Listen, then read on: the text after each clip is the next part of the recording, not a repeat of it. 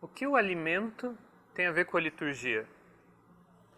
Se a gente está fazendo essa pergunta, é porque, na verdade, a gente, como comunidade, já esqueceu muito do que significa celebrar a Eucaristia.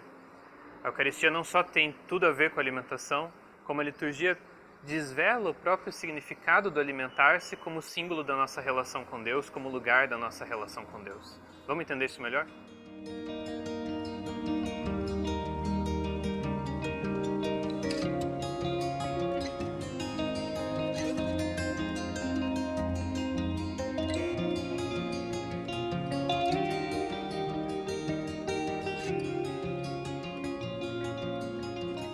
É muito interessante que o Papa Francisco tenha escolhido esse título para essa carta apostólica, porque isso nos diz, Desiderio Desideravi, esse versículo em que Jesus diz que deseja comer ardentemente a Páscoa com os discípulos.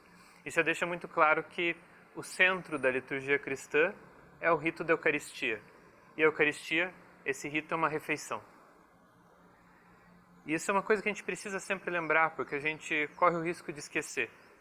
A gente costuma tratar a liturgia como algo que ocorre quase de um jeito paralelo ao contexto do cotidiano, aquilo que a gente vive no dia a dia.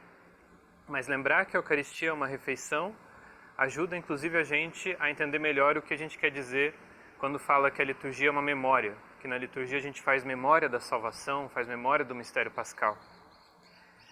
O alimento, no fim das contas, aparece ao longo de toda a história da salvação, ao longo de toda a Escritura. E a celebração eucarística é uma parte de tudo isso. Compendia tudo isso, sintetiza tudo isso.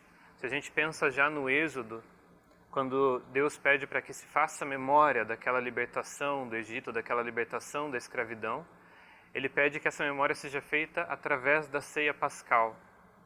Não é uma memória intelectual, não é sentar num canto e começar a tentar lembrar de alguma coisa. Mas para fazer memória se exige cozinhar, se exige estar junto dos outros, se exige escolher os ingredientes, se exige todo um processo, um dia de preparação, alguns dias talvez de preparação, se exige estar junto numa mesa, partilhar a mesa, partilhar a refeição, comer. Essa é uma memória encarnada e a liturgia é justamente o celebrar essa memória dessa maneira. Uma memória que abrange os elementos ao nosso redor, os elementos da criação, aquilo que é fruto do nosso trabalho, as nossas relações, a nossa vida como comunidade. E talvez seja por isso que, quando começa a carta apostólica, o Papa Francisco diga que toda a criação, toda a história, que finalmente estava prestes a se revelar como história da salvação, é uma grande preparação para aquela ceia da Quinta-feira Santa, em que Jesus se reúne com os discípulos. É aquele momento em que o Verbo de Deus feito carne senta-se à mesa com seus discípulos, partilha a refeição com eles, e mais do que isso, se faz o seu alimento, revela a sua própria presença, a sua própria nutrição, seu próprio nutrimento naquele alimento.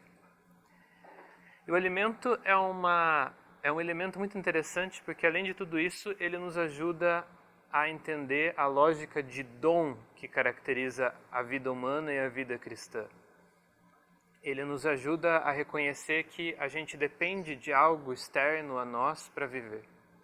De que a nossa subsistência não está na gente mesmo, de que a gente não é plenamente autônomo, plenamente autossuficiente, mas que deve ser nos dado o alimento para que a gente possa simplesmente viver, para que a gente possa realizar as nossas atividades, para que a gente possa caminhar.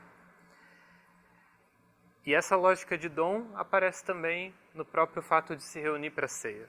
Ali no número 4 da Carta Apostólica, o Papa escreve que ninguém conquistou um lugar naquela ceia, todos foram convidados. Ou melhor, atraídos pelo desejo ardente que Jesus teve de comer aquela Páscoa com eles. Ele sabe que é o Cordeiro dessa Páscoa, sabe que Ele é a Páscoa.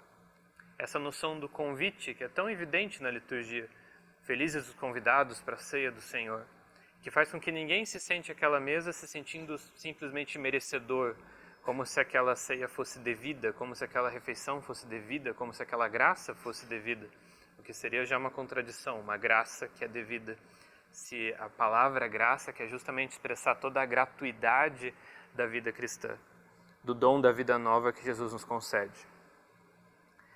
E diante dessa perspectiva de dom, aquilo que a gente tem a fazer é simplesmente responder.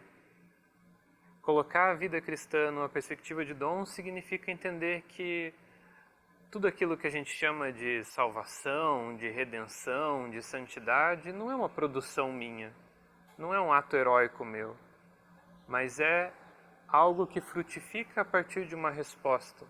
Mas o primeiro passo, o ponto de partida, é sempre de Deus, é sempre dele. É Ele que nos convida, é Ele que nos chama, é Ele que nos deseja.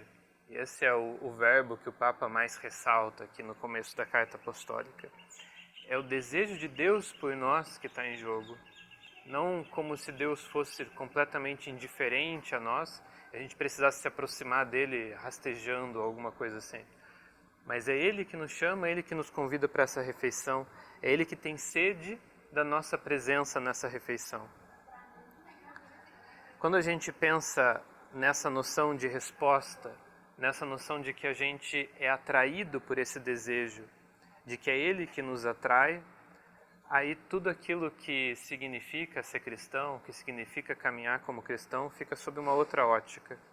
O Papa escreve que, de nossa parte, a resposta possível e o ascetismo mais exigente é, como sempre, a de se render ao seu amor, de querer se deixar ser atraído por Ele. O ascetismo mais exigente é o de se render ao seu amor. Tudo aquilo que se pede de nós é uma disposição de acolhida. Existe uma só ascese na vida cristã, e essa ascese é a de fazer espaço dentro de nós para acolher esse dom. É a de abraçar esse dom, de simplesmente estender as mãos para que ele nos seja dado.